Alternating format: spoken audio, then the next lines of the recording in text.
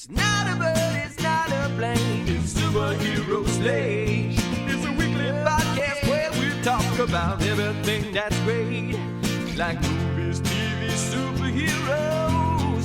It's Superhero Slate. Oh yeah.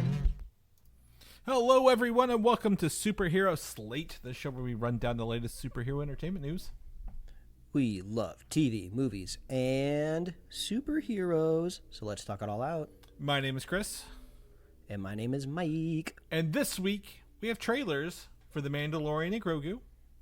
Mm-hmm. We also have Avatar, Fire and Ash, but I took it out because I wanted to talk about something else. We've got the Wolverine game that we've been promising for like what feels like forever on the show. Marvel Zombies lands on Disney Plus, and we're going to talk about that. Full review at the end of the show and more. Also, we are talking about the Avatar Fire and Ash trailer in the show. Yes. But Chris, you in an effort to streamline the opening, you took Fire and Ash out, but also you mentioned it anyway. So you didn't streamline the opening at all. So here's the thing: we have because I am essentially the technical person of the show. I only have so many characters I can put in the title of YouTube, and I have to make decisions. What's going to be best on our YouTube title? And Avatar: Fire and Ash being the second trailer is probably less relevant than Mandalorian and Wolverine and Marvel Zombies. So I can still say it out loud. It's just not going to be in the title. So that's a little insight to this.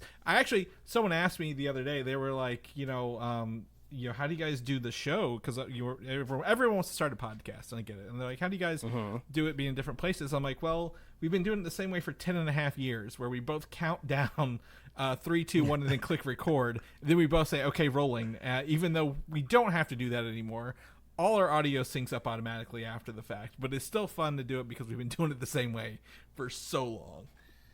Oh my gosh. I wish I could tell everybody that records a podcast to just, if you're having a guest on the show, or even if you're recording remotely, just have somebody locally record their audio. I don't care what piece of software is saying it's recording itself internally, but it doesn't sound good. Like, there's still people hopping on Skype and then just using the Skype recording as like their podcast, and it sounds like doo-doo. Like, if I've seen professional level podcasts, like top 100 on people the iTunes, who get paid thousands of dollars use the lowest quality audio in the world. It's just like a Blue Yeti microphone. Like, those are like super cheap, like $40 now. Just go on Amazon, click buy, and just ship it to whoever your guest is, and it's super easy. Just plug it in, like it's plug in and like go. I don't understand why people can't get at least halfway decent audio. Like, I'm not saying we are like studio level quality here. We are. We are studio level. Don't sell ourselves. We both have microphones that we had the same microphone actually. The blue. Yeah, is it Yeti Digital, whatever, Yeti X, whatever these are? These are pretty high quality. I never am concerned about our audio quality because of, our propensity, and your, like, when you found them on sale, that was great. So, like, absolutely, we are studio level quality. Don't you sell ourselves short, Mike, but continue.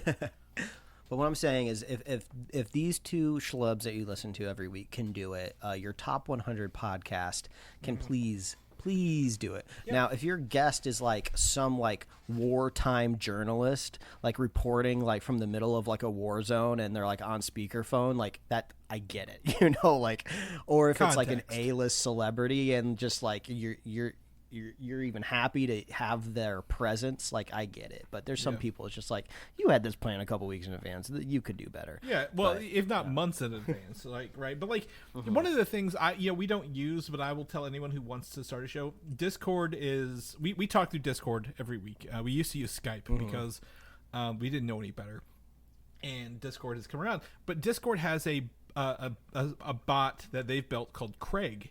And Craig can record your audio on whoever's in there. So if 2 people, there's 2 separate tracks. 5 people, there's 5 separate tracks. But you can also download it where they're mixed together. And all you have to do is type in the chat where you're on the audio box. Hey, Craig, record now, I think, or whatever the command is. And you get a very good quality recording. So even if you're not even if you are on something, try to use Discord. Like Discord is a powerful free tool that we use every week, and I've started actually using it almost every day or every other day playing video games, because you can talk across any platform. It's on Xbox, it's on PlayStation, it's on PC, and you don't have to rely on like whatever last minute audio software they patch into a game so you could talk to your friends. So well, thanks, Greg. Yeah. Oh, Chris, this reminds me, this is blowing my mind. I saw somebody screenshot their podcast app. I don't know what app it was, but I think it was kind of like a third-party one that had more features on it. And they showed their podcast settings of how they listen to podcasts. And this person listens to every podcast at 1.4x, which I think is kind of an interesting strategy of like, well, they're not trying to like super fast forward, but they want the conversation to be a little bit more brisk. And I've heard of people doing that before, but the thing that blew my mind, and you might already know if this exists, you're the type of person that usually has this information, but I didn't know this. Their podcast app has a feature where it cuts out gaps, the pauses, like air gap. I think, yeah. So like, you can listen to a podcast even faster. It's kind of like a post-editing process for like even like high-end podcasts. They have editors that go in and do that already, but this app will just go in and do it even more. And I'm sure it's probably just looking at the waveform and just looking for those lulls and just like chopping them out. But like if you could listen to Superhero Slate, if you're listening at 1.4x and then cutting out even like just the little gaps in between us talking, you could probably finish this show in like 40 minutes. Yeah, a little bit. But the other crazy thing is, too, it counts up all of the time that this person has saved listening to podcasts that way. And it was just like, oh, you've saved like something like 400 hours of your life listening to podcasts this way. And I was like, oh, this is crazy. Yeah, I think I kind of want to do that. It might be Overcast. I think it's Overcast with the in-app purchase of that, because I think they call it Smart Speed is what it is. I keep a couple podcast apps on my phone, even though I only use Apple because I want to see, it's just native built in. It looks good, but like I do keep them because I want to make sure our shows looks good and sounds good in other places as well. So yeah, you can so I think Overcast is the one you saw the screenshot of, but it is paid. But like we are in a world of AI, like we always talk about. Like I imagine some of that stuff will be great. I know Apple is already transcribing our show if you use the Apple podcast, so you can actually read or search through the words if you're looking for something in particular we said, which is great to go back and see how stupid we were years ago on older shows. But yeah, I think I think that 1.4 sounds normal from what I've heard a lot of people do. But I like the natural conversation in the shows I listen to. I don't speed them up. I like the commute I have with a regular conversation speed. But I'm also the kind of person, and you might be different. When I work, I listen to music. I don't listen to shows. I can't listen to someone talk. Like I don't process it while I'm working for some reason. But I could do music. It depends what my vibe is. Sometimes I need the energy of like music to get me like flowing through. Sometimes I just like a little conversation. I feel like every once in a while there's some sort of online personality that you follow through social media, and all of a sudden maybe they're the guests on a podcast that you've like never listened to. This happened to me the other day. I was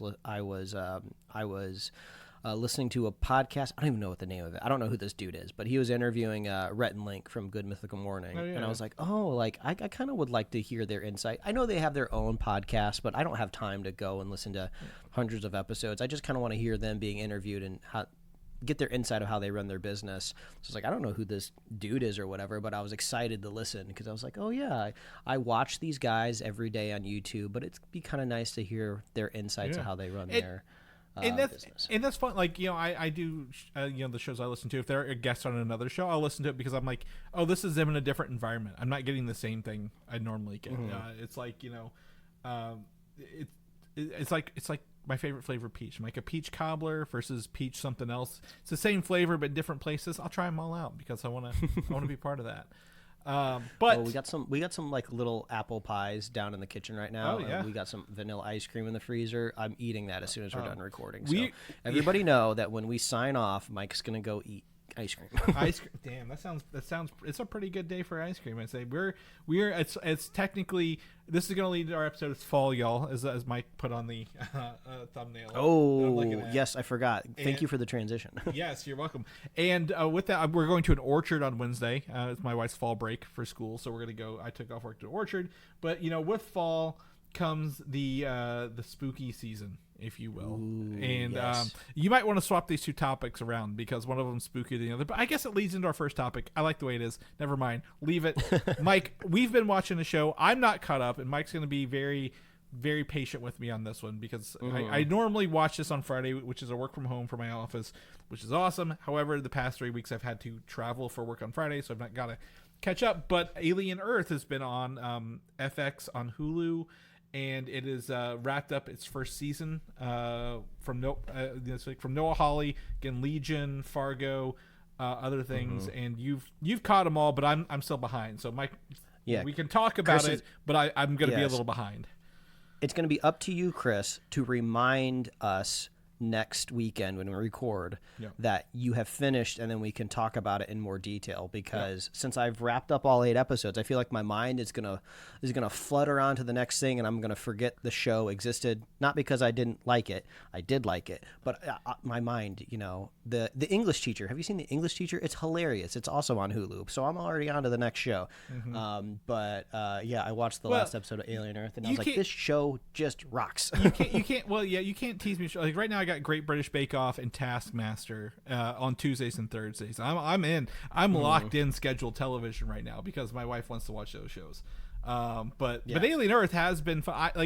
I would say we are not Alien fanatics. We are not precious with the franchise, but we have enjoyed the series as it's ebbed and flowed, if you will. Yeah, like the Alien and Predator universe I came to late in my adulthood and fell in love with it. So I'm just kind of down for really whatever. I think the Xenomorph is just such a unique, clever design. It's like an intimidating creature. Like, I don't care if it's in like the worst scripted movie of all time. I just want to see it go after people. And the season has just been so much fun. I don't even remember if we talked about it on the show after it happened, but we were talking about the show a couple weeks ago, and I was just like, oh, no, they're never going to show us what happened on that ship. And you're like, oh, no, they're definitely going to. And they did a whole episode, of what happened on the ship before it crashed. And I loved that whole episode, even though sometimes I kind of hate it when a season of a TV show goes backwards and it's like, oh, we didn't make any progress at all this week. But it was still really cool. Well, I would say the hardest thing for me, and I think I told you that, is that the officer in that looks like Ava Mendez, even though she we talked. I think I don't know if it was on the show or off the air, but like she looks like Ava Mendez, and like that kind of like it took me out a little bit, but it does, like, it is fun to see. Again, I had a good time with that. It's essentially Alien remade again, but with like the most incompetent crew known to man, which is even like it adds comedy to it for me a little bit because it is so tropey and homage-y. But yeah, like I've had a good time. I like seeing Earth. It's fun. We have the Xenomorph, but some of these new aliens, creatures that are in the show that we've been teased, are just as exciting and I guess creepy as the other ones. Yeah, you get a lot more of these other aliens hijinks later on in the season.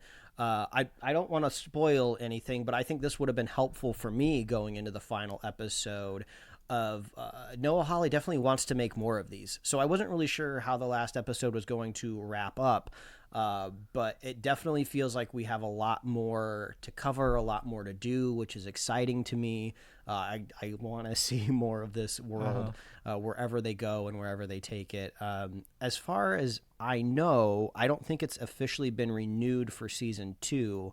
I don't think that has to do really anything with like performance or critical rating. I think just the whole industry now is a lot more careful on what gets renewed and when it gets renewed. That's kind of at least the vibe I'm getting from this. I think we got to get more of this. Like, why not? Yeah. Like, you don't hire Noah Hawley to adapt this super successful franchise into a TV show and then not keep it going. So I'm hoping we don't have to wait too long. I'd love to just have a new season of Alien Earth every year for at least 5 or 6 seasons. I think that'd be amazing. I'm not gonna say 5 or 6. I think if we can keep up this quality for 3, and then maybe pick another like part of Alien to explore for another show is fine with me. Like but a little spin-off, that would be fun. Like a spin-off, or what like if like a different I don't know, maybe like the actual people in space, like the mining planets that we saw in Romulus or something like that. But go on. Know what I would love. Sometimes TV shows do this where they kind of like, I don't want to say pad out their season, but they kind of tell a B storyline in a totally different location that they'll eventually tie together. I would love to see like a B storyline of, like you said, like one of these mining planets or the facility in Aliens 2, like before it gets overrun, right? That would be kind of cool to see it like just starting and like what's going on there, and then somehow it like coalesces together. I know, to me, mystery, like Alien is all over the place. There's prequels or sequels or spinoffs. There's crossovers. But for me, one thing I would like to see, and this is not something I would say normally, and it's probably wouldn't be good, but like there's a crew capturing these other aliens. I would love a just one season, like an episode per, like how do they capture these other aliens, like over time. Or like if we've seen that Noah likes to kind of go back in time and add more context, what if in the next season we get a whole episode of like how they captured the eyeball or something where like it that? came that from. would be real. Yeah, that would be really, really cool. Yeah. But or the leeches. I won't believe. Yeah. Oh yeah, I forgot about the leeches. That's right. Like all these creatures are deadly, and I'm like, and like this incompetent crew somehow brought them, crashed it on Earth. But like, I'm like, I would love to know how, like, how do you find them? How do you capture them? This is an 85-year journey, but like, I digress. But anyway, continue. Yeah.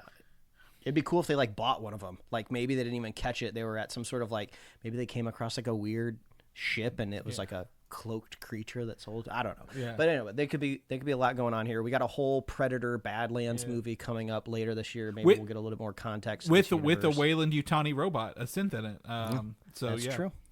We're very familiar with synths this year. Synths are all the craze in 2025. A lot of synth activity, a lot of multiversal activity. Yes. I wanted to talk briefly about Peacemaker. I know we haven't really talked about this much except for the first episode. And Chris, you seem to be kind of like over it, but maybe interested in returning to it at some point. I will probably have it done by the time it's done. In 2 weeks. But I am familiar simply because. If James Gunn does nothing, he's at least on social media talking about the whole goddamn episode 2 days after it's out. So, I like this last week's episode was fun because it kind of ties into the Superman movie a little bit. They bring a character over for a scene, and then we're getting a little bit more context on this other universe that he goes to. It still feels all very Gunn-esque, right? I still, unfortunately, feel like the parts that we didn't like in the first season are still kind of present in the second season, where like Gunn just can't get over his like Gunn-isms in a way. Again, I tell people, like, someone needs to be like, hey, just take one step back from that and it's fine. You don't need to go that extra step sometimes. Yeah. There's like this bit, I think it's in the second episode, and I think some people really liked it, but it just really rubbed me the wrong way, where like there's a character that has like bird blindness. And I thought it was just going to be like a one-off joke, like one time where this character couldn't identify a bird and all birds look the same to them.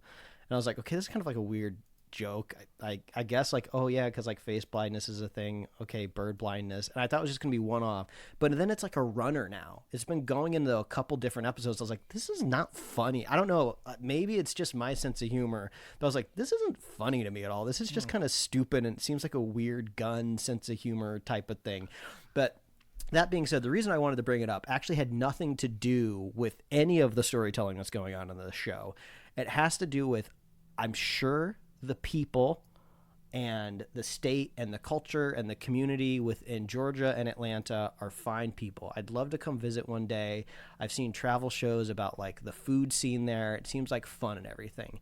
But Chris, I am so tired of seeing Atlanta and the outskirts of Atlanta on television.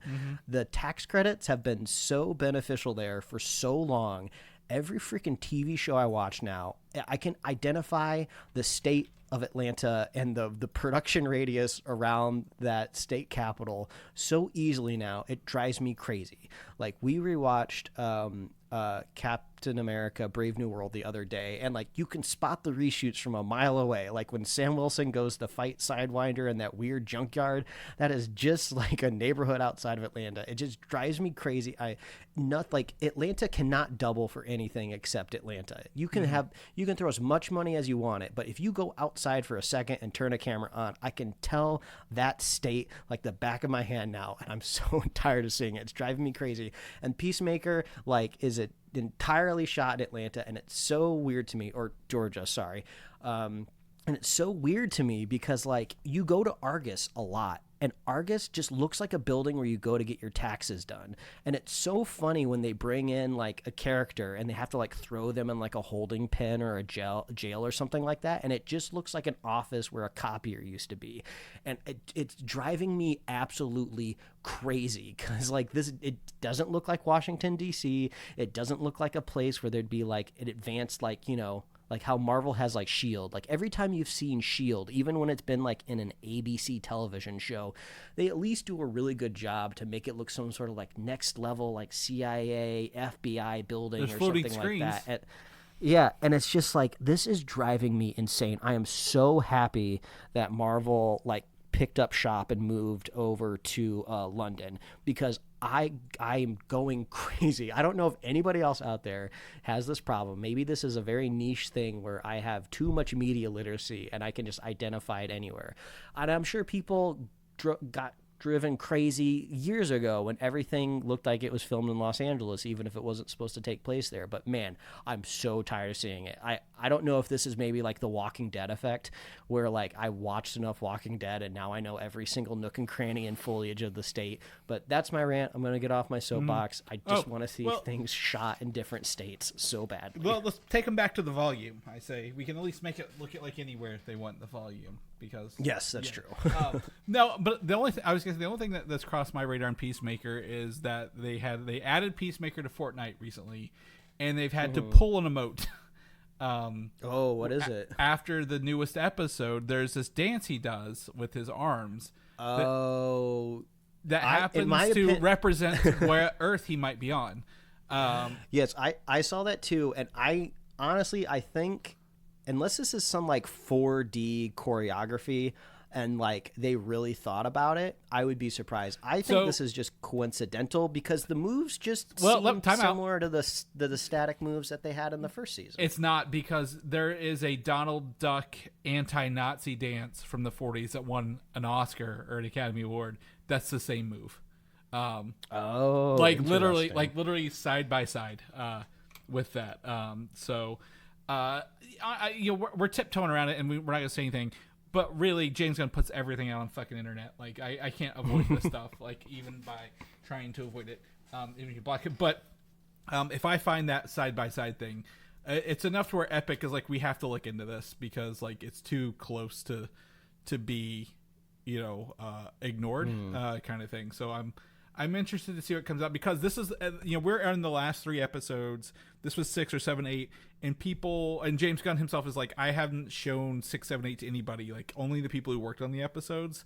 And, if that is the case and that was kind of hidden, interestingly enough, I don't know, I don't think this will be like the blowback that's like, we won't, promote anything without seeing it beforehand, but it might cause a little more wariness going forward with stuff. So, oh well, interesting stuff.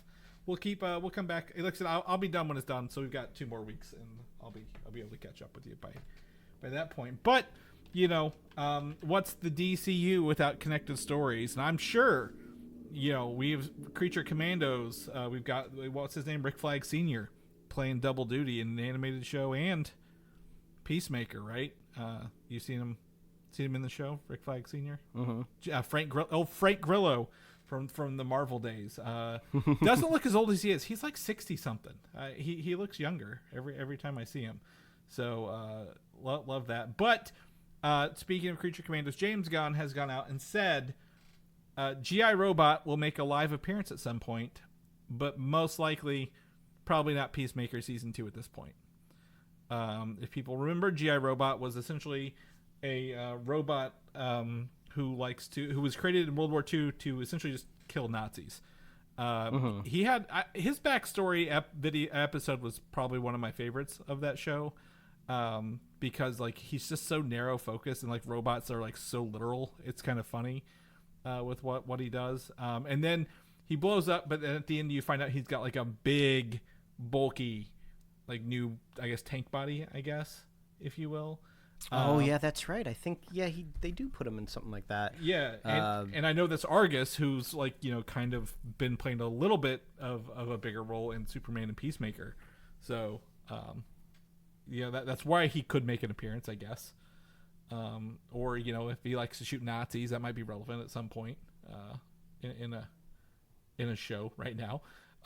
But yeah, I mean, you know, I would say after we're going to talk about Marvel Zombies, having David Harbour return as Red Guardian, also recently in Thunderbolts. I love his enthusiasm in these big, bulky character roles.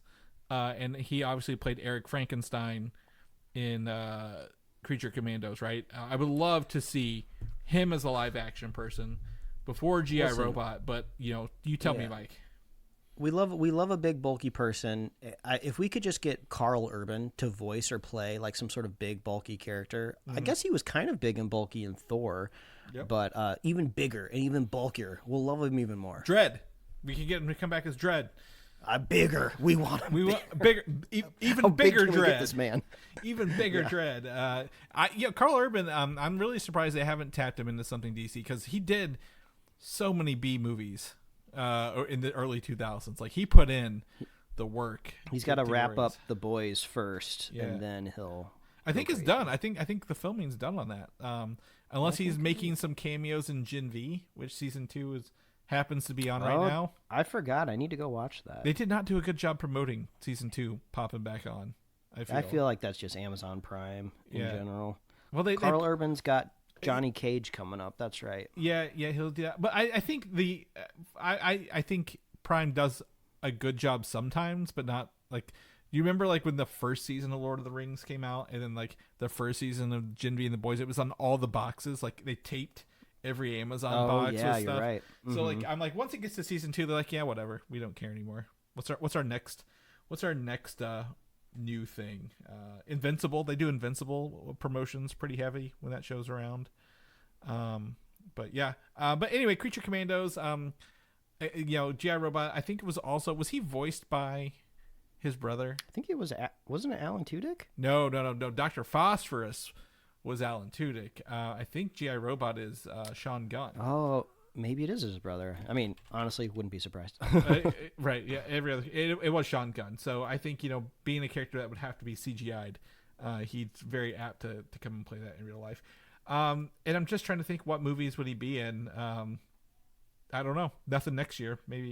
Maybe if they do Sergeant Rock, he might be talking about Sergeant Rock, that World War II movie that nobody will probably care about. But anyway, moving on we're gonna go into Marvel Land for a little bit there. Mandalorian and Grogu, the movie, the season 5, I guess, of the show, right?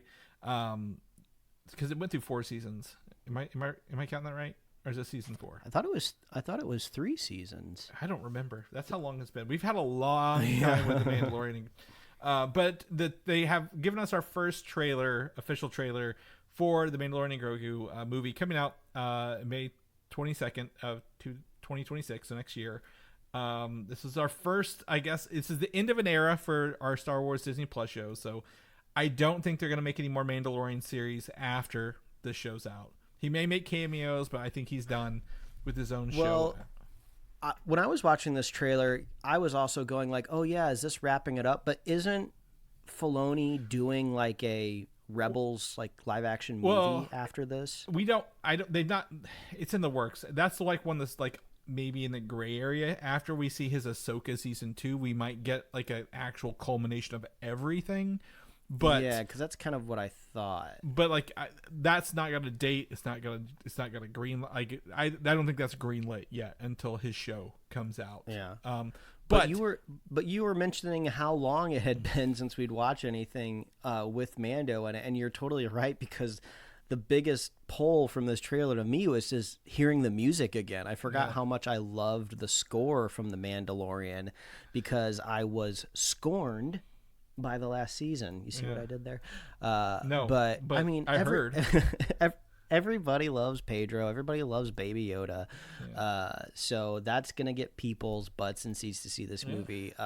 I've seen a lot of angles from people saying like, oh, this trailer doesn't feel very cinematic to me. But I think they have an uphill battle to fight just in general, because how often has like a streaming show or just a television series in general get promoted to the big screen, like actual big screen, not like, oh, we've made like a longer episode and it's technically a movie. Like this direction doesn't happen. It's like this direction doesn't happen very often. So I think our brains don't really have like anything to compare it to. Like it's almost like a sin of like the Mandalorian and Grogu, the Mando, the TV show has always looked very cinematic. So it's just kind of like, oh, if somebody says, oh, this just looks like a longer episode, it's like, it's almost like a compliment for the TV show in a way. But if I have to look at the stuff in it, like everything looks fun, like everything looks exciting. I loved like the big bulky droids that seem to be like in a cave guarding a door or something. They've got that. I'm just curious. We get to see the Rebels character Zeb Aurelios in a hallway fighting some other. I assume it's all droids. No, stormtroopers. There's stormtroopers there as well. So, I think I'm just more excited to see something of consequence happen. That first season of Mando and Grogu was very just kind of episodic. It was like adventure of the week. Just watch these two characters grow and become closer together. Then they started trying to tell some longer narratives, but it was just kind of just a thread that's just taken through longer. Like if this is going to a big movie, I want to see something big of consequence happen. Like we got to get some backstory to Grogu.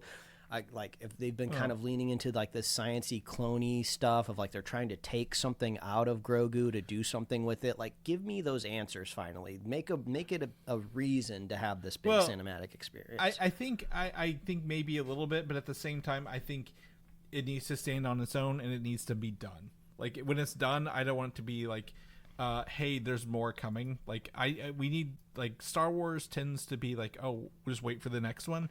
I don't want that. Like I need it to be one and done kind of thing, like Rogue One a little bit, if you will. We know the characters, we've seen it. I like to see a little bit more money behind this. It feels like they're putting some funds behind this. Like we're seeing a lot more of Grogu in the show. The trailer than I think we would normally see in an episode. I guarantee you Pedro Pascal was maybe on set one day. I don't think he'll take his helmet off. I do not think he'll take his helmet off this whole movie. But he'll take it off for sure. From maybe that's how he ends it. I don't know, but like I agree with you. I'd love to see where do these characters end? Where do we send them off to, and how do they have their ending, whether it's good or bad? It'll probably be a happy ending. You're not going to do anything bad with a small child character along the way. But I am excited for this, but I'm not like may feel so far away. Like I'm not going to start hyping myself up yet. So, but it is fun. I think this will be the last of this. We won't get another Mandalorian season after this. I think we'll be all good to go. But you can check that out, and then. Obviously, we've been dealing with reporting on Sean Levy's Star Wars as well, which seems to be another non-Rey movie going forward. Just a regular Star Wars journey after this. So we'll see how that goes. But normally Star Wars has, I guess the last couple movies came out around Christmas, but this Christmas, Mike, we have a special treat, and that's with Avatar. Fire and Ash. It has been how long has it been since the last one? Do you remember? It's been too long. I want to say, was it pre or post pandemic? 2022. It'll be 3 years. Okay. It was post pandemic because we were at Disney when we watched it, the laser projector, to see what it looked like down there at the Disney Springs. But trailer 2 for the upcoming movie release, and this one's a longer trailer. It's got a little more story to it. We get to see I forget the actor's name here. Una something. I'm gonna have to look this up. But she plays the Una Chaplin, the villainous Varanga, I believe, who is the fire person, who believes essentially that their god has given up on them, right? That she doesn't believe in the Awa. But one of the, like, I cannot wait, Mike, and I've not seen it yet, when people do the special effects, reels for this. Like we talked about the first time, where like the hand was in the water and they were like strapping on to the sea whales. Like, I want to see the effects comparison, because this movie's gotten some extra time. It was filmed alongside The Way of Water, so like, it's had even longer to perfect those effects and look good. One of the interesting parts to me, and I don't know, did you notice this, is that Spider, the boy, is literally walking around without a mask on this planet. He's a human without a mask on. So yeah, there was a line in the trailer that's like, oh, what if humans could be on our planet without a mask on? And I was a little confused, because the line read was like, wait, do you want that, or do you not want? Because it seems like you don't want that. I don't think you want to invite humans and make it more habitable for them. But also, they showed Spider was like connecting with one of those creatures like through his hair. I don't know if so he was connecting. Must have had, I think he was just like a way to attach, but we'll see how that goes. So he must have had like either some sort of something done to his body, because he doesn't have those parts. So I don't know if Awa has like grown something off of him. I don't know. It's crazy. Like this, I love this world. It's so nuts. Like Cameron can just invent whatever he wants, because this planet's so rich.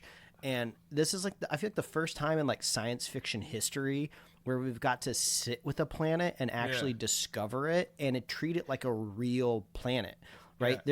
Our planet Earth, like there's human beings on it that don't know what's happening on the other side of it and have never traveled there, never done anything. It's like, it's a unique world. Like if you turn Earth back to where like, we didn't have technology yet, like the other side of the planet would be like totally crazy. Like I love that this fire tribe is going to be antagonistic. I got to imagine at some point in the story, I don't know if it's this movie or one of the next ones, the whole planet's going to come together at some point. And in the last Avatar movie, there's probably going to be some sort of crazy clash where like the humans finally arrive in huge swarms, It's also we've read the possible leaks the other way, where it's like, in this one we see the, I forget what the human, the DRA or something like that, RDA, whatever the army is teaming up with this Fire Nation to take on the regular Avatars. So we're going to see some interesting team ups. But I would love to see some of these Avatars get back to Earth, like the other way as well. Like not just bring them here, but go the other way. But, James Cameron, he's got 2 more movies we're going to be talking about for the next 6 years after this. But, what I remember most about the second one, Mike, it didn't feel like a chore to watch in theaters, despite it being 3 hours long. So I am excited to go back. And one of the cool things is, we get to go back and we get to watch this, and hopefully it'll be the same like experience where like it doesn't feel like a chore. It's telling a good story. We're exploring the world. We're meeting new people. It's like watching the Land Before Time, Mike. Every Land Before Time episode, it just moved the things forward. Every movie, Littlefoot and his pals, they discovered a new thing to do as the Earth was changing around them. But, right, you said there's magic, there's mysticism, there's spirits. Sigourney Weaver's young girl character. Sigourney Weaver's in both these trailers, I just realized. She's in Mandalorian and Avatar. Yeah, that's true. And Alien. Calm down. Everybody calm down. We don't need to worry about that. It's I don't know. I'm just excited to revisit and learn more. And they are adding. Remember the Avatar Frontiers of Pandora video game? They are adding Fire and Ash DLC to it later this year to coincide with this, rather than a new game. But do you ever remember like the Warcraft games, like the original Warcraft or Starcraft? Like, oh yeah. Like, could you imagine that set in Avatar? Like you have the humans and like the different Na'vi tribes you could pick. Man, well, we were just talking about it last week on the podcast, where we're like, what if there was like a kind of like a tower defense farming sim for like Asgard? Yeah. I'm like still thinking about that. I thought about it the other day. I was like, man, that would be really fucking cool. Yeah, I just imagine like an RTS where you have like, oh, I want to play the fire tribe, or the water tribe, or the regular Navi, and like you get to like build your resources and like try to either make friends or take over as you're like defending the from the human invasions to get your unobtainium. How will you ever get it? You can't obtain it. It's unobtainable. But anyway, that trailer's in our links. I'm excited to revisit. If anyone else is excited to revisit this, let us know. It's coming out December 19th. Our third trailer for the day, the Wolverine. Finally, PlayStation had a state of play at the Tokyo Game Show this week, and we got what I thought was actually a much longer trailer than I expected for Marvel's Wolverine coming to PlayStation from Insomniac. And goddamn, Mike, this is a brutal, bloody game already, just based on this trailer. Yes. If I would have remembered that I watched this week, because I can't remember anything these days, this would have been the thumbnail for the show this week. Yeah. Because this was badass and so cool. There's 2 videos out. There's like the actual trailer, and then there's like a behind. I think they called it behind the claws. Yeah. But I don't think there was really any additional footage in that. It was just kind of them talking about putting it together. There is more footage in there because it's like more conversational, because they show them like kind of working on it and some of the other stuff. The voice actor and the motion capture guy, Liam McIntyre, he looks like a pretty good, like he could, like I could see him go full live action. Like, I don't know if they would do that, but like Feige, give this dude a call. He kind of looks like Wolverine. He's doing a great, and then like his motion cap, like it's something about the way his eyebrows hang over his eyes that makes him look like I don't know. It was something about his face, but like there is some extra gameplay footage in here, the suits and stuff like that. It was fun. He's on a motorcycle in this, and like I don't think did they show the motorcycle in the main trailer? So you can drive. So. You can drive a motorcycle. There's Mystique. There's Omega Red. There's Madripoor. He's cutting people up as blood. They're going full in on the blood here. Like if Marvel's Spider-Man by Insomniac is very PG. You're punching people and webbing them up. You're not killing them. There's no blood, broken bones. This is the opposite. This is quite the opposite of that game. This is claws through skull, blood effects, ripping people in half. This feels like a thing where they like build like a physics engine so like it spills correctly when you chop somebody up. But yeah, this looked awesome.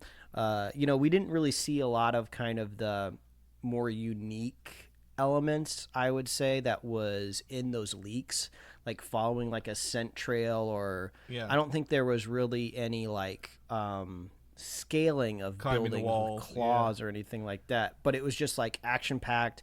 It was intense. The visuals were amazing. There's story elements. There's a Sentinel at the end, like an oversized Sentinel. Looks like you're gonna fight. He throws somebody into a pit of like molten metal as well. And I'm like, oh, this like I can see Insomniac's touch, like how they tell the stories of Spider-Man. I can see the story coming alive in here. I think that's just as important as the gameplay. But he's fast. He's brutal. He probably will be able to upgrade his abilities. This is like the perfect Wolverine game after playing, again, Wolverine or X-Men Origins Wolverine, the video game, which was one of the perfect Wolverines. This is like the next best thing for us. And as promised, it's coming out fall 2026 on at least PlayStation 5 as well.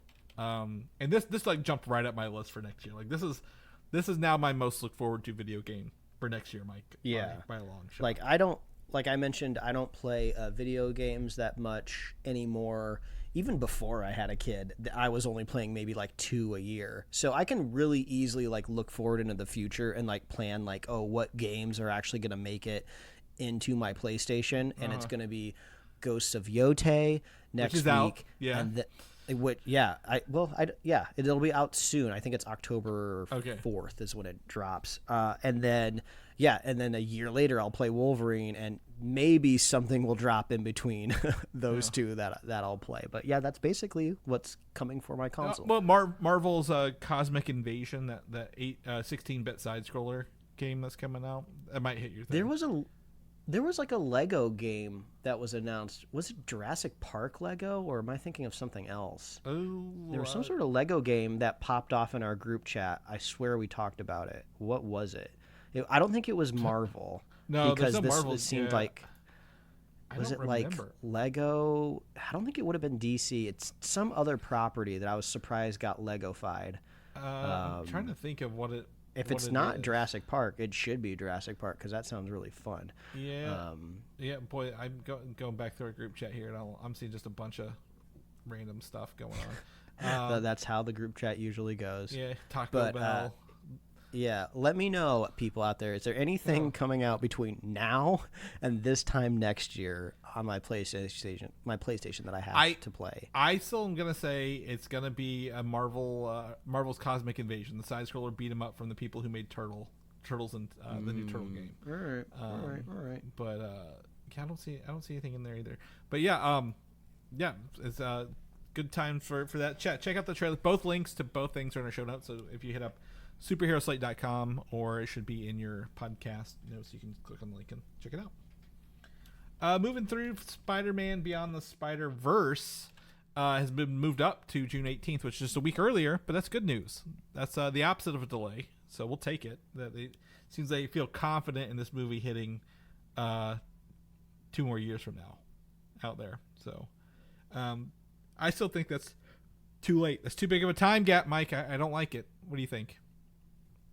I think it's Lego Batman. Sorry, I'm still looking. Oh yeah, the new Lego Batman. The new Lego Batman Legacy that we talked about. Yes. Yeah, which is because I think I was thinking it wasn't DC because I didn't see any I don't remember a Superman. But now you play through Batman, maybe that's you play through the Lego the Batman movies, all the Batman movies. Yeah, all the different ones, and now I gotta know: is there a Lego DC. Jurassic World? Oh, there is a Lego Jurassic World game. Yes, but this looks like it was.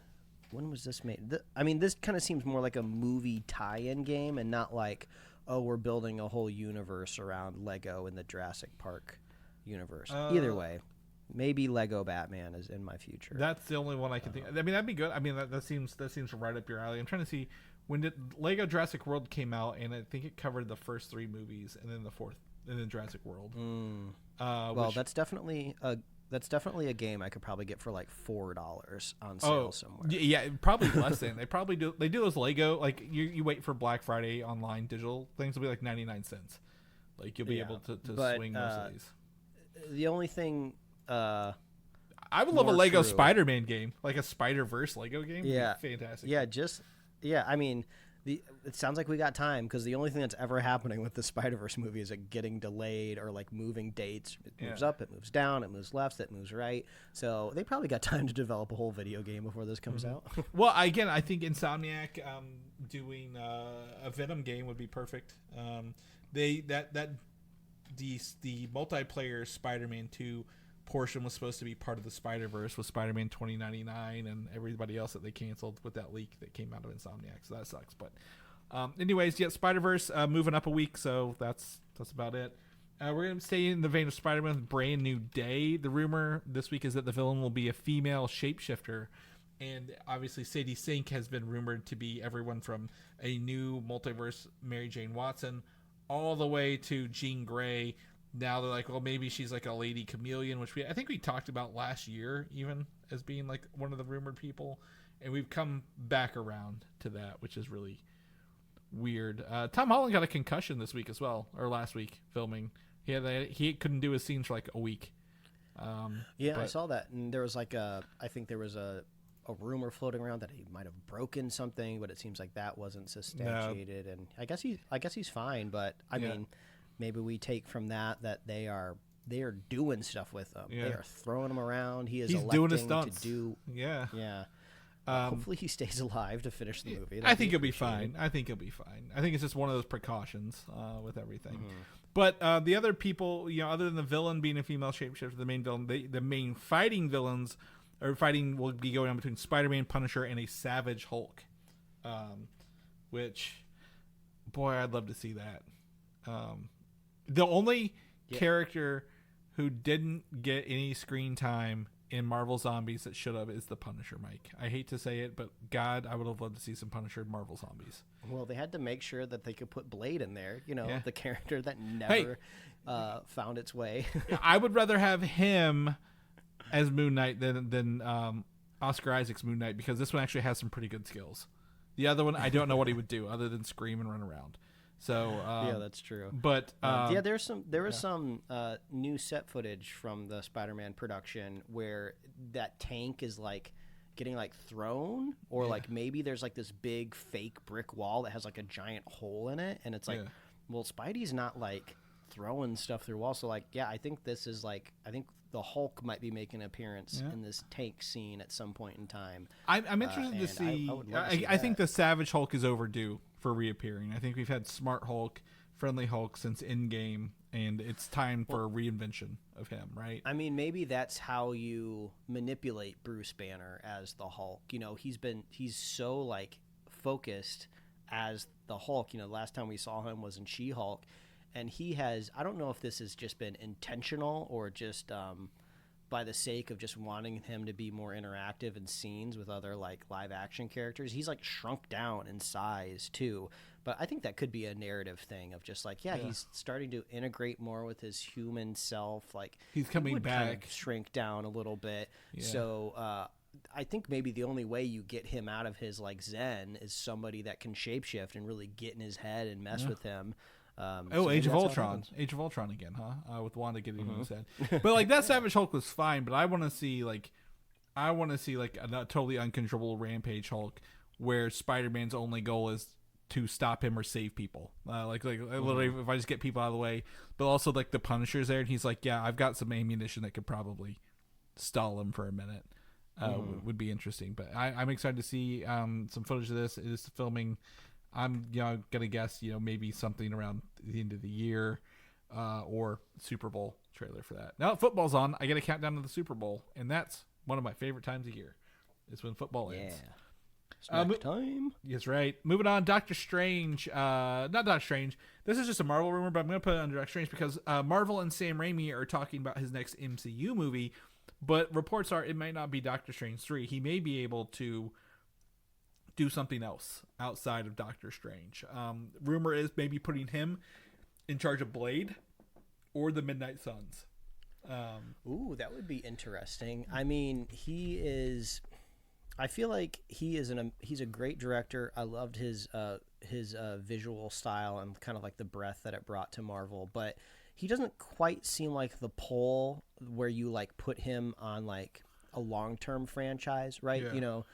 Like I don't see them putting Sam Raimi on like, I know X-Men already has a director, but I don't see him going to like an X-Men and then he does like the next 3 X-Men. It seems like you want to strategically use him where he'll pop the most. In horror. Like, yeah, exactly. And that's his bread and butter. So I like the Midnight Suns angle of it, of just like, I think just really spook this up. He could save the disdain, the bad taste with Blade if he's added back to Blade as well. Sam Raimi doing vampire movies would be wild. Like I remember rewatching those scenes in Multiverse of Madness, right? Like the real creepy skulls, horror, supernatural stuff. And I'm like, he'd be really cool in a vampire movie as well. But maybe it is Midnight Suns. Maybe they keep whoever they have on Blade going. They move him over to the next one, Midnight Suns, as a team up film. But I don't think he needs to be a Doctor Strange 3. I think he did his horror with Multiverse of Madness, and I think Doctor Strange 3 doesn't need to lean into horror again. It can be more mystical without being, spooky. So some opportunities there. Some rumors on Vision, the series coming up for Disney Plus, is that this series will link up with Agents of S.H.I.E.L.D., the TV series, somehow. As what some scoopers have been saying. There was one season of Agents of S.H.I.E.L.D. where like there was like a life model decoy robot who kind of took over and like put like everyone like a Matrix-esque kind of thing, like the perfect world kind of thing. They didn't know who they were and they had to get out. Oh yeah. Mm-hmm. And I'm like, could be something with that. Maybe they name drop something. Maybe it's life model decoy. Maybe they bring Patton Oswalt back as the multiple versions of himself that he played in those. I don't think it'll be very explicit, but it'll be interesting. Yeah, I mean to literally connect to Agents of S.H.I.E.L.D., I think they would have to like multiversal it. Because even though the first couple seasons were very like tied in and like technically canon, it does not stay canon whatsoever. And that worked for that show. I don't think if it tried to stay canon, it would have made any sense. They needed to get wild. They needed the freedom in order to kind of like tell more story. But it makes me wonder, is Vision going to be happening kind of far enough into this multiversal saga of Marvel where, things start to kind of like slip in, the universe kind of starts having errors and maybe something Agents of S.H.I.E.L.D. pops up. I mean, Agents of S.H.I.E.L.D. was such a, as the kids would say, a vibe when it was on. It would be kind of weirdly nostalgic, if that's the right word. Agent Coulson, some of that come he's just so cool to see, and even if he's not the part of it, but can you imagine seeing Coulson in like Secret Wars? Like that'd be so much fun to just see him pop up again, to say hi to Fury one more time, and it'd be rad. I'd love it. It would do a lot to heal some MCU stuff. But Vision, I think, has again, Terry Montalas is taking over. We've heard a lot of good things through the grapevine. Hopefully, I'm excited to see this. Rumors have also come out that Wonder Man is a great show and it'll be good. And then this is the next, I think the final standalone is the Vision series. And while they move into typical TV, and we'll talk about that in a second. So a lot of hopes. I'd love to see something pretty soon. We are one series down. We'll talk about it in a second on Disney Plus. So all we know right now is that we got Wonder Man in December, right? And then Daredevil next May. So it should be time they be announcing something. Even if it's an X-Men 97 teaser, like give us X-Men 97 again as a teaser, like that. That X-Men 97 feels like when Pokemon Go came out and everyone was like, hell yeah, this is awesome. We're all watching this show together because we missed the 90s. But speaking of Marvel Television, Brad Winderbaum was out talking about stuff because obviously Marvel Zombies is out, and he essentially confirmed that there's a yearly cadence release for animated series coming up, and that this quote is, "What's exciting about the next few years is that we're going to get subsequent seasons of X-Men 97 and Your Friendly Neighborhood Spider-Man on an annual cadence. So every year there'll be a new season. We can map out a longer arc to those stories."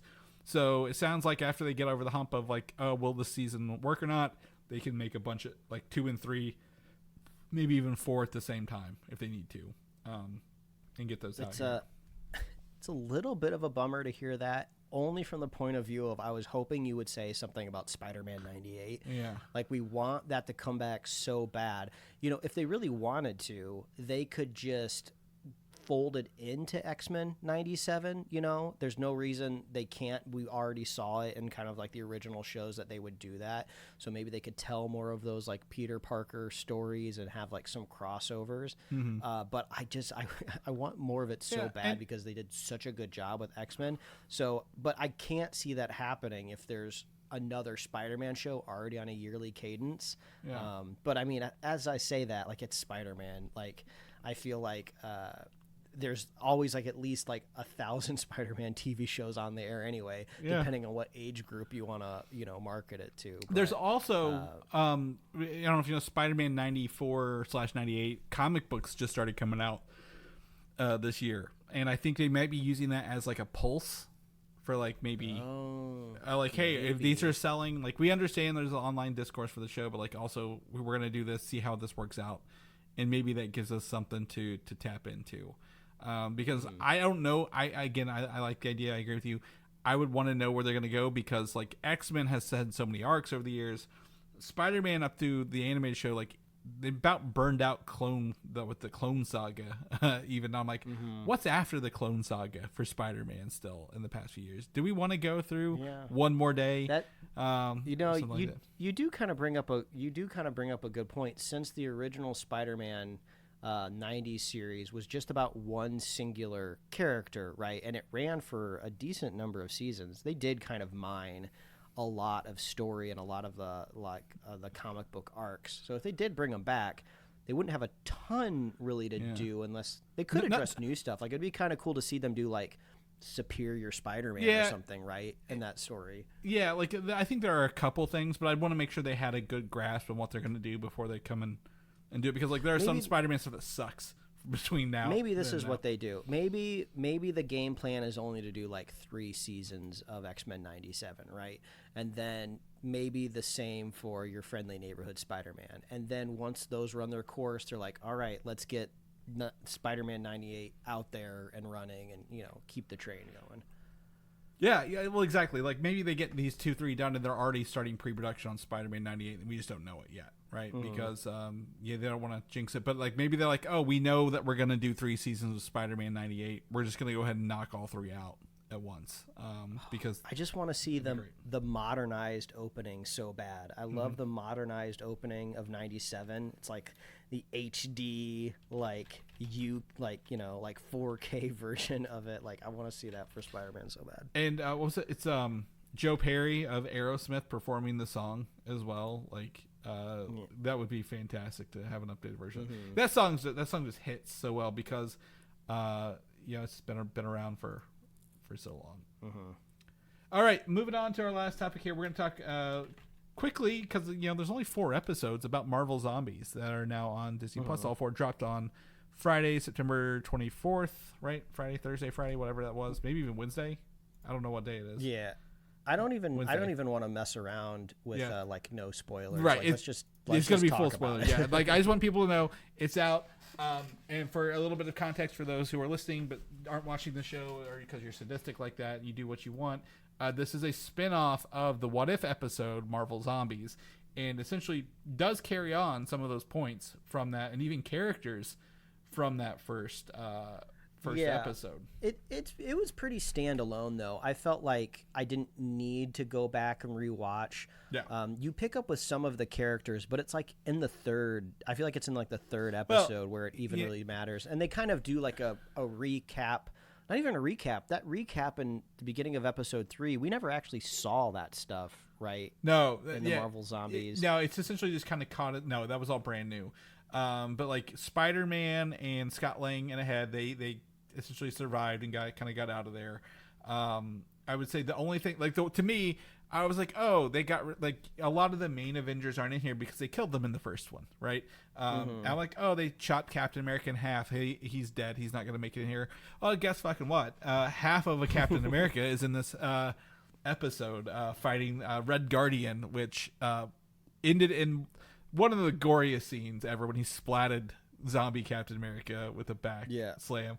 Really funny. Honestly, like I want to go ahead and say, I love this show. This 4 episodes is so fun. It's low stakes. The main character, Kamala Khan, is great. I love that literally no character is safe in this show. Like you don't know who's going to make it out. I thought that was great. It didn't feel like, oh, the first 3 characters we're going to see are the first 3 that are going to make it all the way through. They didn't even make it out of the first episode. 2 of the 3 don't. But the ending was kind of feels like there's like a 5th episode they cut out of here because they want to do another season. Yeah, or is this like supposed to be another season? I kind of thought that this was like a one and done type of deal of like, oh, this is the last vestiges of like the What If art style and universe. Like, here you go. We saved like the craziest stuff for last, and then we're gonna send this off. And then it kind of ends like really confusing. This is the only part that I really didn't resonate with the whole show was the ending. I didn't really get it. I almost thought I missed something. I had to like rewind and watch, and I was like, oh no, it's just like I'm not surprised if a show like this would have wanted to go with an ending like, oh, where like the bad guy wins, because we're in this such bleak universe, and like horror movies kind of end like that. You know, sometimes where like the bad guy gets the upper hand. It's like the crazy journey along the way is what you're in for. But then it was well, I was going to say, or a twist that the bad guy wasn't bad after all. Like, that's kind of what I thought was going to happen here. Like, oh, Wanda is like half zombie, half not zombie, and she wants to revert to Earth before it. And I'm like, oh, that's fun. But it was just kind of confusing more than anything. I'm curious what your read on it was, because it seems like, I think Wanda's motivation was, oh, I need this, like, infinity well that's shooting off, like, yep, that makes sense. Magic or energy. Well, it's the like Infinity Gauntlet energy. That makes sense. She needed to get rid of it so she could use her magic to her full potential, right? No, her ultimate I think goal, she absorbed it. I think she absorbed it, became that whole. It, to do so everything. She wanted to amplify her energy in order to kind of do like a whole planet scale of what she did in Westview, where she wanted to. It sounded like she wanted to give all of the zombies their. I thought she was going to undo it. Yeah, I thought she was just going to rewrite reality like House of M. It was my. But it was more like she just wanted to give people like a view. But then I was confused because Ironheart, she was still alive. I guess technically we never saw her die, but so I was confused. Like, did we go back in time? Is this just all like a dream? It just was not clear to me. It didn't make any sense. It feels like, to me, there are like horror movies where like, oh, everything's back to normal, and but not everything's as it seems. Kind of like what Invasion of the Body Snatchers or something like that. Like, I get an homage to older horror films, yes. However, when I thought it was all said and done, I thought we were going to find out Wanda use her magic to undo everything and prevent this from ever happening. That, like, we come to find out she's not evil. She's just using what humanity she has left or control, because she's the only zombie who could talk, right? Like, without, being given powers. Oh, she's just going to undo everything. Why did she need Kamala? What is Kamala's point in this? She didn't use her powers. Yeah. And she was like, "Oh, I've sensed this. I could see this happening." And it's just like, well, do you have like the time stone now? Like, what is like you can just like see into the future? I don't care about that. But like, why? What is Kamala like? She didn't use her powers. She didn't use her bangle. She didn't use. Is it Yeah, I anything thought like else? maybe like, the bangle was gonna. Yeah, and it was like I wasn't expecting to be so challenged at the end, like at the end of Inception. Like I understood the end of Inception. It was pretty clear what they were trying to go with. Kind of seemed like you said at the end of this, like, are we getting another season? Or are we not? Like I don't know, but Brad Winterbottom said, oh, there'll be more if more people subscribe and watch it. I'm like, well, that's fine, but like you should still end it where it should end, like the first episode. Yeah, the first episode kind of ended. But to focus on like the good stuff, like this show got its talons into me in episode 1 when they were in the desert and Icarus was fighting a zombie version of Captain Marvel. That's kind of like when I peaked up. That's the one I stopped like kind of like, playing with toys with my daughter on the floor. And I looked up and I was like, oh, wait, excuse me, what's happening here? Yeah. And it just seemed like this of like, oh, they're like locked in this like internal struggle. Like Captain Marvel has like this infinite power, but she's like infected, so she's never going to stop fighting. Icarus is essentially kind of like a god, and it seems like he can't get infected. They made a robot to say he was like mechanical, so he's just going to keep going. So it's like, oh, this is just like an infinite loop where these two massive, equally matched powers have just been fighting in the sky for like 5 years, it seems like, and that was so cool. And their fight was like so cinematic. Like there's so many awesome cinematic choices that happen in this show. I just kept thinking, I'm being robbed here. I would have loved to see this in live action. This is so sick. But I guess I should just be happy that I get to see it in any visual means, right? I would say I'd go even a little farther back to that when they're in the town and the Quinjet crashes and like they have to like rip this like little micro radar out of somebody. I'm like, oh, they're actually going to lean into the blood. They're going to lean into the guts. The goriness of this show is on full effect. And then obviously they, I was like, how are they going to maintain Haley Steinfeld as a voice actress for 4 episodes? Oh, they don't. They kill her. They're going to vaporize her. They vaporize her pretty quick. I think Riri. I think her suit. Friday went back and put Riri in the suit and saved her. I think that's why she's still alive at the end, if that's reality seeping in. I do think she got out of there. But we get that. We get the second episode, I would say, kind of perked up whenever they get to the well, I guess the first episode is that still the Black Widow?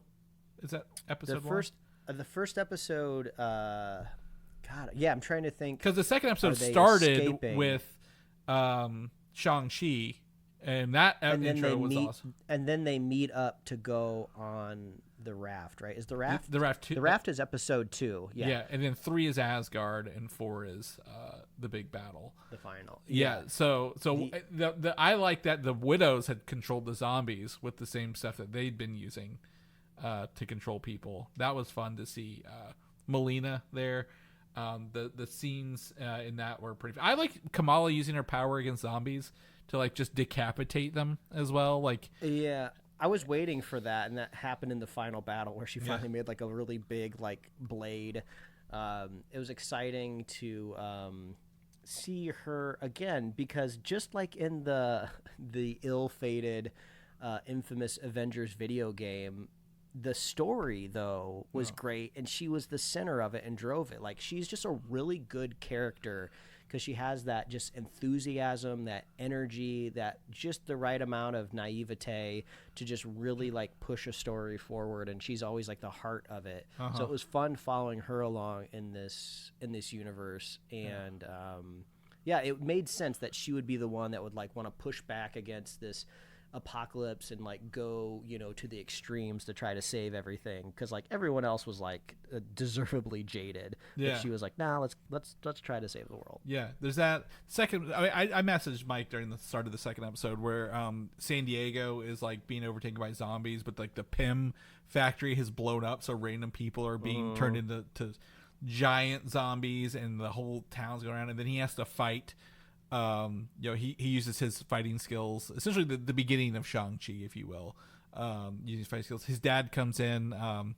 It was fun to see one of the rings save Shang-Chi after being bit, like using its power to like hold his like zombie thing. I thought they used that more later, but that's fine. It was kind of like, it was like Chekhov's like 10th ring. I thought at some point in time he was going to be in a situation where like all 9 rings were like occupied, like pushing like something holding back, and he'd have to sacrifice his kind of humanity and shoot off like this last ring, and then, you know, the infection would take him or something like that. Or I thought maybe in the next scene, you know, when they're like flash forward to the future and their raiders out on the open land, I thought maybe he would only have like one arm or something like that. I thought to chop it off. To me, it was like, is that technically controllable by Wanda since it's a zombie virus? Like, imagine her like controlling the one arm. That would have been cool. But you know, he shares his rings with Katie. Again, voiced by Awkwafina. They get out there. They get on to with Baron Zemo, who uses the raft, which we now see is movable. This is like the most we've ever seen of the fucking raft. We get to see the underside of it. Just it going underwater and like floating around was such a cool visual to kind of see that. I always forget how fast and strong Namor is, because he is essentially, he could fight a Hulk to a standstill. Like we've not revisited him, but he is essentially, between his mutation and the flower, essentially what the Black Panther stuff, he is strong and fast and anything.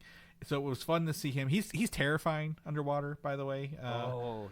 Spooky as hell. like a damn piranha with that, and then, you know, obviously, we get that was fun to see. Then we get to Asgard. That's creepy when we find out essentially Wanda's been feeding them zombie parts to turn all of the Asgardians into zombies, and sadly the Red Guardian as well. I was like, oh, maybe he didn't really eat all that stuff, and then my wife was like, you think he'll turn? I'm like, no, maybe not. They'll probably keep it. And then he turns. And I'm like, no one is safe in this fucking show. No one is safe at all, which is awesome. Thor coming back to battle was awesome with his scar. And then the end, obviously, like I said, the Infinity Hulk. I love how they animated the energy coming out of him that looked like Kirby dots, like the old Kirby artwork from the 70s. Like, it's all trippy and like flowy. It was kind of weird. Yeah, I was wondering, it feels like there was like an episode like left on the drawing board where like this very insane like scenario happens, which was really cool. It was like awesome. It's like one of those things that like you would read in a Wikipedia article about a comic book, like, wait, what happened in this issue? Where like they defeat Thanos and the Infinity Stones by like falling into a vibranium core, like, smolting like pit. Like that's so like metal, pun intended. And it in turn makes this like infinite, like infinity, like stream of power shooting up. Like that in and of itself, like that's a whole episode. Like, and they kind of, maybe they didn't want to have to like worry about like replacing like Chadwick. So like, oh, we'll just do it all in like a recap, you know, so we can just kind of like, we don't have to worry about like the strategy of like, oh, who do we bring as a voice replacement? Because like technically his last screen role was in What If, as himself, you know, but he was like Peter Quill's like Guardians or whatever. So maybe they're just like, oh, we're just gonna have to do it this way. But that was quite a big event plot point to like weave into like a zombies like story, Yeah, like he's learning. He's doing that. We get it from Peter Parker and Scott Lang, who had minor roles, I guess, overall. But it was fun to see like well, we got the scene where Thor showed back up and tried to take him out, but they all got vaporized. Literally, it's like so depressing to see all the heroes get killed this way, rather than like the snap. But like that's part of a zombie movie, a zombie apocalypse. Like not everyone's gonna make it out alive, and that just makes it kind of more fun to have those situations with that. But I enjoy the Infinity Stones blowing up, sending the Hulk in, Bruce Banner to absorb all the energy. Wanda just wanting, and it's like her sending wave after wave. Is that tower defense for the Hulk, Mike? That game, like all they did. Like when she emptied the raft on top of him, I was like, oh, that's really smart. That's like an interesting way to try to get the leg up on something that is insanely powerful, of just putting in an environment that it wasn't expecting. One little tidbit that is just such a nitpick that kind of drove me crazy during this fight, though, is they show how incredibly powerful the Hulk is he can basically punch nothing, and then just the shockwave coming off like an air punch can like destroy like 1,000 zombies. Like that is like so freaking cool. He doesn't even have to touch anything and he can fight off half of this wave. I thought that was going to culminate into him doing his like iconic clap, and it was going to be like a nuclear bomb going off, but we never got that. And I was like, I kept waiting for it, because I mentioned I just rewatched Captain America: Brave New World at the beginning of the week, and when Harrison Ford turns into the Red Hulk, something he's never done before, he just instinctually knows to do the Hulk clap. So it just feels like a natural thing that Hulks just want to clap, even when they've never been the Hulk before. The first thing they want to do is do that thunder clap. He's seen it. Oh, he didn't get it. Yeah, it would have been so cool. Yeah, I actually fully expected that as well, especially because he was also doing it like against like the giants. Like he was attacking them from a distance with that. He was moving super fast. And essentially he was just kind of healing as people showed up to I guess protect him by time, if you will, kind of along the way. But like, it overall great action, fun story. We didn't talk about Blade enough, but Khonshu Blade was like the voice of reason in this, and that was really fun. When they were falling out of something. I don't remember what they were falling out of. They tried to leave the planet, and the Nova Corps have essentially quarantined the planet, which was smart. Yeah, I like that. They blow up the spaceship, and they fall out of Kamala's crystal ball, and he's just he's just upright, like he would be if he was like laying in like a coffin or something like that. He's just falling vertically, like just totally chill. I was like, oh, this is hilarious. That's a good visual gag. And they do that thing from Moon Knight where Khonshu comes out and talks to the gods, but nobody else can see him but the gods. Voiced again by F. Murray Abraham, and they're like, what the fuck's he like? Who are they talking to over there? Which was a fun little thing. But yeah, overall, I had a good time. If we get another season, that's great. But like, I don't want this to drag on either. Like, this doesn't need to be something we see in 3 years if they're gonna do another season. Like, maybe give us one final movie. Like, they wanted this to be a movie, and I can tell in parts like it's like one big story, like one big road trip. But like, maybe the next one's just one special hour-long presentation of like, hey, here's the final Marvel Zombies, ending, if you will. I was really, I know like there's like this is all takes place at the time of before Endgame. Is that right? Whenever this took place? Yeah, because Thanos had the gauntlet. Yeah, he was in Wakanda before he got pushed into that pit. But he didn't show up as a zombie, so I'm not sure how he became zombified. But I would have loved to see the Sentry in here. Like, what does the Sentry do in a zombie apocalypse? Like, do they let him out, kind of thing? In the comic book Marvel Zombies, the Sentry is a major player in that comic book series, so it would have been fun to have him in there. But if they do this again, I think it'll just be, hey, who are the Phase 6? Like, is it X-Men? Do we get the X-Men in the next show because they're working on that? I don't know, but anyway, overall, it was a good time. Ending was just a little lackluster, but it feels like they're trying to set us up for one more go. But Mike, anything else you want to add before we wrap up the show? No, it was a great time, man. All right. Well, if people want to know what you're up to, what you're doing, where can they find you at? Yeah, I think you'd read my webcomics at pickledcomics.com and liferewardsrisk.com. Chris, if people want to catch up with you, where can they find you? Yeah, find me on Instagram, Valdan87, VALDAN, or video game systems of the same name. If people want to know more about the show, what we're doing, what we're up to, where they go to the show notes, look at the upcoming releases, where can they get all them goodies? Yeah, all you got to do is visit superheroslate.com. Best place to find us. We are on Apple Podcasts, YouTube, Spotify, wherever else you're listening to podcasts. Even if you're listening to us at 2x, we don't care because you can get merch at superheroslate.com/store. We love it when you do that. And we want to know what you're watching, what you're listening to, what you're playing, what game are you excited for that is going to tide you over until Wolverine next year. We love our super fans. If you want to be a super fan of this show, all you have to do is share the show with a friend, share the show with a buddy, and we will be here every week, folks. That's right. We'll see you guys next week. Bye.